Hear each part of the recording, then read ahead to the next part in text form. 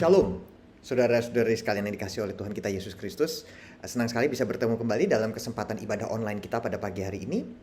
Kebenaran firman Tuhan pada pagi hari ini akan saya berikan tema hal-hal yang sering terlambat disadari dalam kehidupan orang percaya. Ya, hal-hal yang selalu biasanya itu terlambat kita menyadarinya. Nah, sebelum kita masuk ke dalam perenungan firman Tuhan, mari kita berdoa minta pimpinan Tuhan. Bapa di surga, kembali hamba dan jemaat-Mu yang hadir secara online ini menghadap kembali ke hadirat-Mu. Kami sungguh mengucap syukur untuk kesempatan bersekutu secara online untuk merenungkan lebih jauh kebenaran firman-Mu. Kiranya Kau urapi hati dan pikiran kami agar dapat menjadi lahan yang subur bagi benih-benih kebenaran firman-Mu untuk dapat ditabur, tumbuh dan berakar kuat dalam hidup kami. Berkatilah hamba-Mu yang sangat terbatas ini Bapa, untuk dapat menyampaikan kebenaran firman-Mu yang tidak terbatas dengan hikmat dan pengertian yang berasal daripada-Mu. Terima kasih Bapa di surga, berfirmanlah, karena hati kami sudah terbuka dan telinga kami sudah siap untuk mendengar. Hanya di dalam nama Tuhan Yesus Kristus Allah yang hidup, kami sudah berdoa dan mengucap syukur. Haleluya. Amin. Saudara-saudari sekalian, kebenaran firman Tuhan kita pada pagi hari ini akan terambil dari kitab Amos 5 ayat 6. Amos 5 ayat 6 yang berbunyi demikian. Carilah Tuhan, maka kamu akan hidup. Supaya jangan ia memasuki keturunan Yusuf bagaikan api yang tidak memakannya habis, dengan tidak ada yang memadamkan bagi Betel. Carilah Tuhan, maka kamu akan hidup.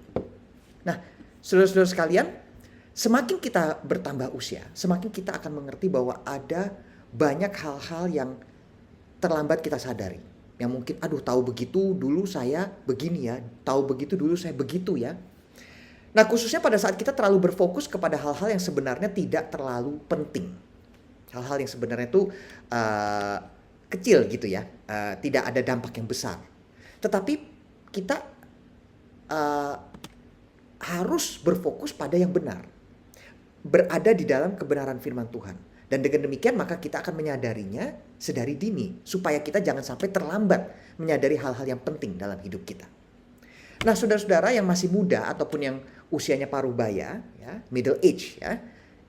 Mungkin bahasa kerennya STW, setengah tua begitu ya. Nah, sudah saatnya sekarang kita perlu menyadari hal-hal yang penting ini. Agar kita tidak menyesal di usia yang lebih tua nanti. Nah, dari beberapa hal yang penting yang perlu kita sadari, ada 5 hal yang akan saya sampaikan dalam renungan kali ini. Yaitu 5 hal yang seringkali ini terlambat disadari oleh banyak orang. Ya, yang pertama, jabatan tidaklah kekal.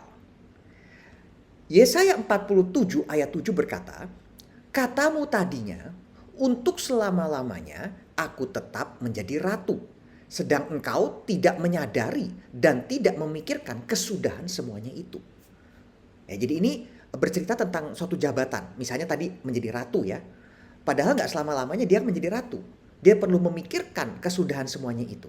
Karena kenapa saudara-saudara? Posisi itu atau jabatan itu tidaklah kekal. Kita harus mengerti bahwa ada saatnya semuanya itu akan berakhir. Direktur sebuah perusahaan, biarpun seberapa hebatnya dia, pada saatnya nanti pun, pada saat dia sudah tua atau mungkin sudah memasuki usia pensiun, dia pun akan digantikan. Seorang pejabat pegawai negeri yang memegang posisi tinggi di dalam sebuah BUMN, nanti pada saatnya akhirnya pun pasti ada yang menggantikan. Karena itu janganlah kita berfokus kepada jabatan. Janganlah tergila-gila pada jabatan. Karena pengen kuasa, karena pengen posisi yang tinggi ya Pak, untuk dapat mendapatkan gaji yang tinggi atau mendapat kekuasaan. Janganlah menghalalkan segala cara karena jabatan. Dan terutama janganlah lupa diri karena jabatan. Saudara, kita perlu menyadari bahwa jabatan itu adalah amanah yang dipercayakan oleh Tuhan dan masyarakat. Di dalam gereja, kita menjadi majelis, itu kan amanah yang dipercayakan oleh Tuhan. Di dalam keluarga, suami menjadi kepala keluarga, itu adalah amanah yang dipercayakan Tuhan. Kalau amanah dipercayakan oleh masyarakat, contohnya apa? Ya, presiden, menteri-menteri, bupati, bahkan lurah, RT, RW. Semua itu adalah jabatan yang harus kita pakai, yang sudah dipercayakan kepada kita oleh Tuhan untuk kebaikan. Dan kita harus memakainya secara positif. Saudara-saudara, dalam Alkitab Matius 20 ayat 26 sampai 28 dikatakan apa? Tidaklah demikian di antara kamu, kata Tuhan Yesus kepada murid-muridnya. Barang siapa ingin menjadi besar di antara kamu, hendaklah ia menjadi pelayanmu. Dan barang siapa ingin menjadi terkemuka di antara kamu, hendaklah ia menjadi hambamu. Sama seperti anak manusia datang, bukan untuk dilayani, melainkan untuk melayani. Dan untuk memberikan nyawanya menjadi tebusan bagi banyak orang. Ini adalah teladan yang diberikan oleh Tuhan Yesus ya. Berdasarkan ayat ini, justru yang ingin menjadi terbesar harus menjadi pelayan. Dalam arti melayani sesama. Seperti teladan yang telah diberikan oleh Tuhan Yesus sendiri. Nah saudara-saudara, sekali lagi ya, jabatan itu tidak bersifat kekal. Setiap orang bisa menghadapi perubahan. Akan memasuki akhir dari jabatannya, baik itu karena usia, keputusan, atau kondisi. Banyak contoh di dalam Alkitab yang bercerita mengenai jabatan. Salah satunya adalah Raja Saul, saudara-saudara.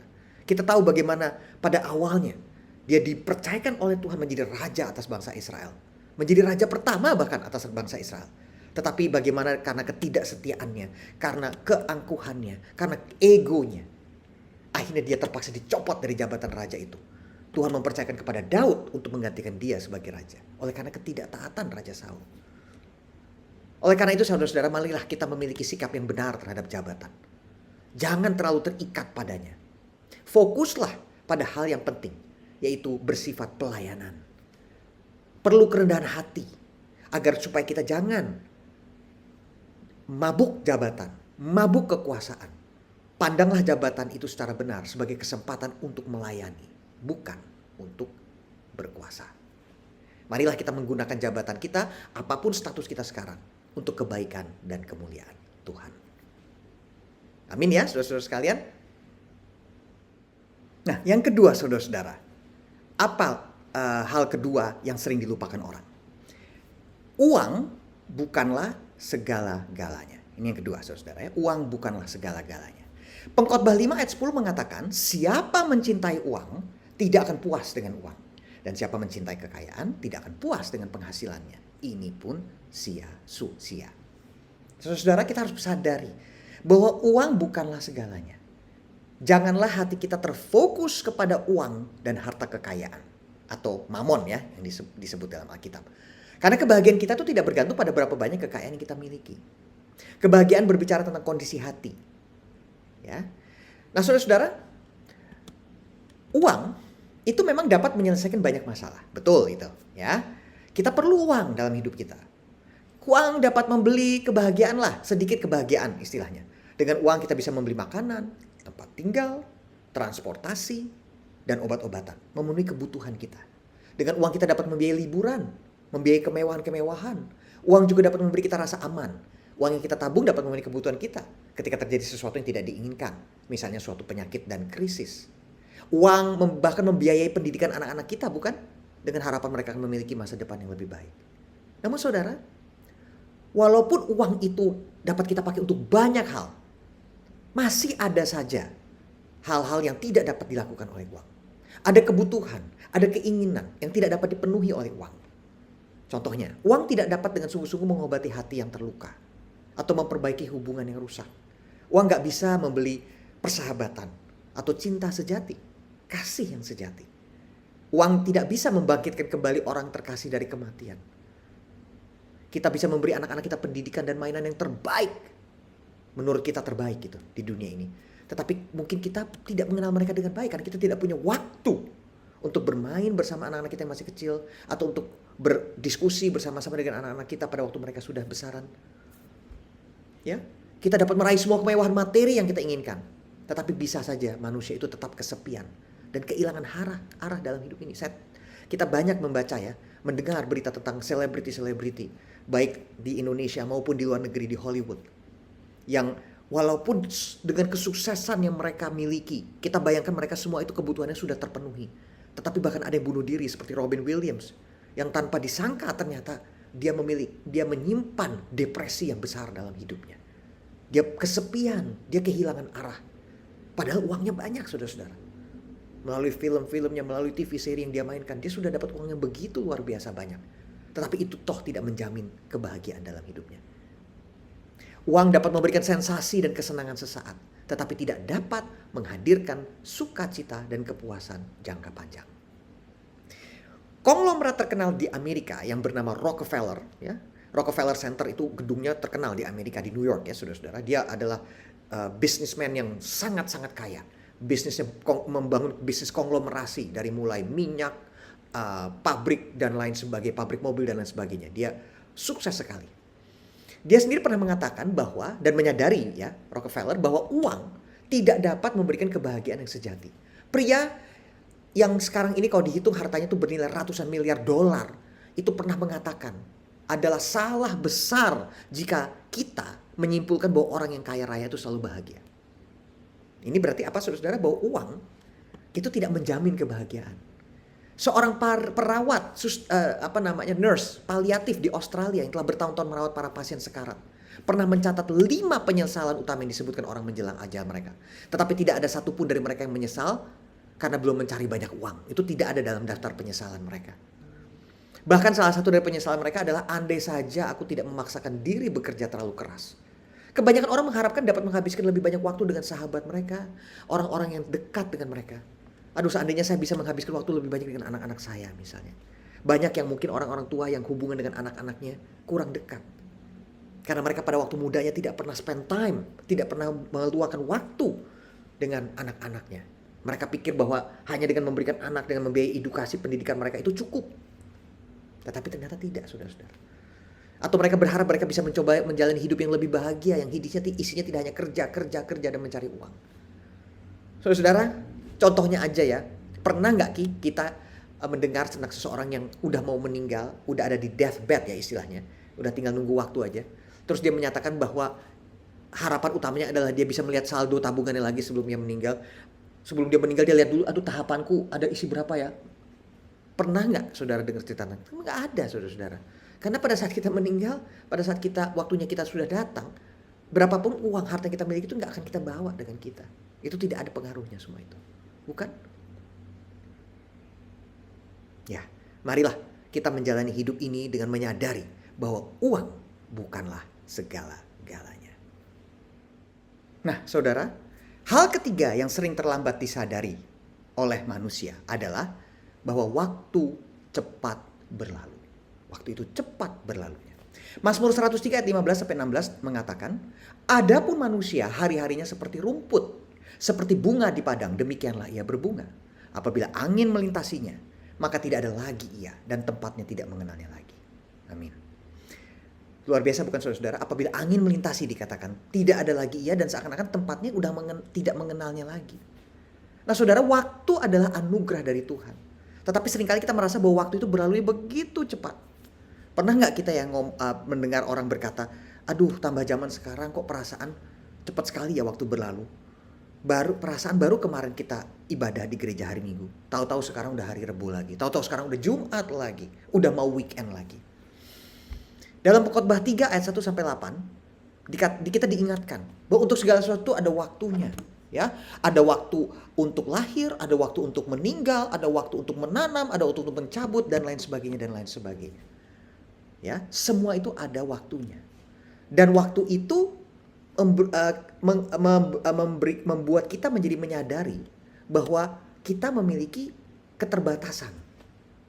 Kita perlu menyadari bahwa ada keterbatasan waktu dalam hidup kita. Dalam Mazmur 90 ayat 12, kita diingatkan ya untuk menghitung hari-hari kita agar kita memperoleh hati yang bijaksana. Kesadaran bahwa hidup ini sementara itu harus mendorong kita untuk menggunakan waktu kita dengan bijak. Karena waktu itu tidak bisa diputar kembali, bukan? Gak seperti film Back to the Future ya. Ya, di film Back to the Future saya yakin saudara-saudara sekalian udah pasti pernah melihat semua ya. Dimana tokoh utama dalam film tersebut si Marty McFly yang diperankan oleh Michael J. Fox. Dia bisa kembali lagi ke masa lalu. Untuk memperbaiki hal-hal yang tidak beres di masa lalunya. Tetapi kan dalam kehidupan kenyataan tidak bisa itu kita lakukan. Waktu tidak akan pernah bisa kembali. Oleh karena itu kita harus mempergunakan waktu kita dengan bijak. Apakah kita menghabiskan waktu kita untuk hal-hal yang kekal, untuk hal-hal yang penting yang akan mempengaruhi kekekalan hidup kita, ataukah kita terjebak dalam kesibukan yang sebenarnya tidak berarti? Ya, kita harus bisa menyelaraskan prioritas dalam hidup kita dengan prioritas Tuhan yang diajarkan di dalam Alkitab. Tuhan Yesus di dalam kitab Matius 6 ayat 33 mengajak kita untuk mencari dahulu kerajaan Allah dan kebenarannya. Ya, carilah dahulu kerajaan Allah dan kebenarannya, maka semua itu akan ditambahkan kepadamu. Saudara, kita harus cari dulu kerajaan Allah dan kebenarannya. Karena ketika kita menyelaraskan prioritas kita dengan rencana Tuhan, dengan prioritas Tuhan, maka kita akan menemukan kedamaian di tengah-tengah kesibukan hidup kita ini. Pertimbangkanlah apa yang benar-benar penting dalam hidup kita. Hubungan kita dengan Tuhan, keluarga, dan pelayanan kepada sesama. Ya. Marilah kita pakai hidup kita ini, waktu yang ada, waktu di dalam hidup kita ini untuk melayani. Ya. Di dalam Efesus 5 ayat 15 sampai 16. Efesus 5 ayat 15 sampai 16 ya, kita diajak untuk hidup bijak, memanfaatkan waktu yang ada. Bagaimana kita dapat mempergunakan waktu kita yang sangat terbatas di dunia ini untuk memberkati hidup orang lain dan memuliakan Tuhan. Marilah kita semua sebagai anak Tuhan, sebagai orang percaya hidup di dalam ketekunan dan pengharapan. Karena walaupun waktu itu terasa berlalu dengan begitu cepat, ya, kita diingatkan, ya, seperti di dalam 2 Korintus 4 ayat 16 sampai 18 dikatakan bahwa segala penderitaan dan kesulitan yang kita alami saat ini itu adalah bersifat sementara. Kita memiliki pengharapan yang kekal di dalam Tuhan. Justru karena waktu itu terasa cepat, harusnya penderitaan dan kesulitan kita yang sementara ini kan terasa lebih cepat dong, harusnya begitu ya. Oleh karena itu, dengan demikian kita bisa memiliki pengharapan yang kekal. Toh penderitaan dalam kesulitan hidup ini kita hanya sementara. Seperti yang dikatakan dalam 2 Korintus 4 ayat 16 sampai 18. Ketekunan dalam iman dan pengharapan akan janji Tuhan memberi kita kekuatan untuk menghadapi setiap tantangan. Pada akhirnya saudara-saudara, kita harus ingat bahwa waktu adalah anugerah Tuhan yang harus kita gunakan secara bijak dengan hikmat, ya. Karena kita tidak tahu berapa banyak waktu yang tersisa dalam hidup kita. Tetapi kita bisa berkomitmen untuk menjalani setiap hari dengan tujuan dan makna, ya. Kita harus bisa set atau menyusun prioritas kita dengan benar. Mari kita berdoa kepada Tuhan untuk membantu kita menggunakan waktu yang ada untuk kemuliaannya, membangun hubungan yang lebih dalam dengannya dan sesama kita. Ya, selama masih ada kesempatan, pastikan bahwa kita memakai waktu yang Tuhan berikan itu untuk melakukan hal-hal yang berguna dan yang memuliakan nama Tuhan. Hal yang keempat, khawatir atau kekhawatiran itu tidak berguna. Khawatir tidak berguna. Ya. Saudara, Tuhan Yesus di dalam kitab Matius 6 ayat 27 mengatakan, siapakah di antara kamu yang karena kekhawatirannya dapat menambahkan sehasta saja pada jalan hidupnya. Nah saudara, mari kita bahas tentang khawatir ya. Dan bagaimana hal itu tidak membawa manfaat bagi hidup kita. Tadi dikatakan dalam Matius 6 ayat 27, kita diingatkan Tuhan Yesus bahwa khawatir itu tidak bisa menambah satu hasta pun pada umur kita. Saudara, seringkali kekhawatiran tentu di dalam hidup seorang manusia itu pasti aja terjadi. Sebagai manusia kita pasti akan khawatir. Itu normal, saudara-saudara. Ya, kita khawatir mungkin akan masa depan. Ini sebentar lagi kita akan mempunyai presiden baru. Ya, apakah nanti presiden yang baru ini akan meneruskan program yang sudah dibuat oleh administrasi yang sebelumnya? Apakah usaha saya dalam tahun-tahun mendatang ini akan terus maju, ataukah akan nanti takutnya ada pandemi lagi dan lain sebagainya dan lain sebagainya. Karena banyak ketidakpastian bukan di dalam masa depan. Tetapi seringkali saudara-saudara, kekhawatiran ini itu adalah beban yang seringkali kita angkat sendiri. Kalau misalnya kekhawatiran itu memang bersumber pada hal-hal yang sangat serius, ya seperti kemarin pandemi COVID, itu mungkin sah-sah ya kita khawatir saudara-saudara.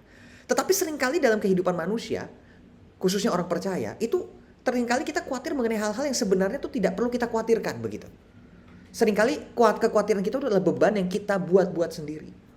Dalam Filipi 4 ayat 6 sampai 7, Paulus mengingatkan kita untuk tidak khawatir tentang apapun juga, tetapi membawa semua permohonan kita kepada Tuhan di dalam doa. Ketika kita khawatir, itu kita sebenarnya menggandakan beban yang tidak perlu. Apalagi kalau kita sebenarnya tidak bisa melakukan apa-apa mengenai kekhawatiran itu.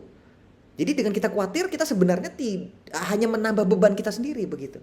Kita perlu melepaskan kekhawatiran itu dan menyerahkannya kepada Tuhan.